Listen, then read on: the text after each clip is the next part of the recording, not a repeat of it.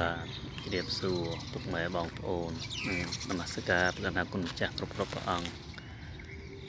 យ៉ាងនេះគឺជាទស្សនភាព ក្នុងបរិស្ថានវត្តយមសទ្ធាវាស្វ័យចាស់ហើយគឺជា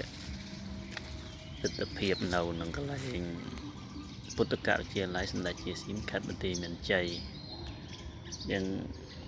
ហើយនេះត្រូវនឹងថ្ងៃទី9 ខែឧសភាឆ្នាំ2026ចឹងឃើញថាភ្លៀងធ្លាក់ជោគជាំបាន3មេហើយចឹងក៏ឃើញថាផ្ការីកស្រស់ស្គុះស្គាយបានផ្កាចំបៃតាមមែនទេចឹងក៏ស្មៅផ្កាអីនៅមុខសាលាពុទ្ធកវិទ្យាល័យរបស់ព្រះសង្ឃនេះពុទ្ធកវិទ្យាល័យ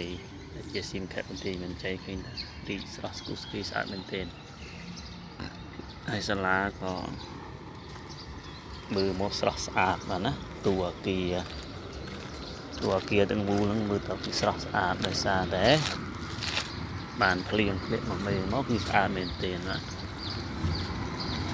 មើលទៅពីស្រស់ស្អាត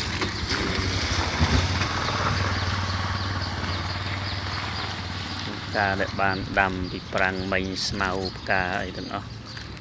ក្នុងសាលាយើងគឺបានរស់មកវិញហើយបាទនេះតួអគារ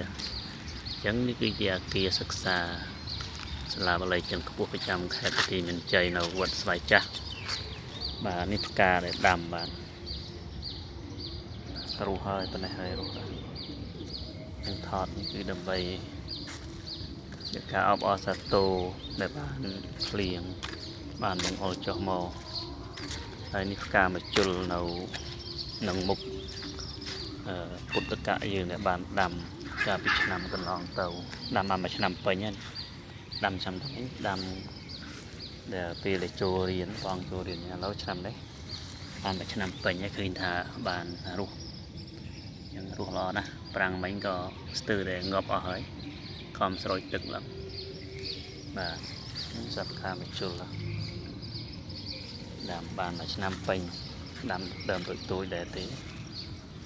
ឡូវក៏បានរស់ហើយបាទមើលទៅស្រស់ស្រាយសប្បាយចិត្តណាបានផ្ការស់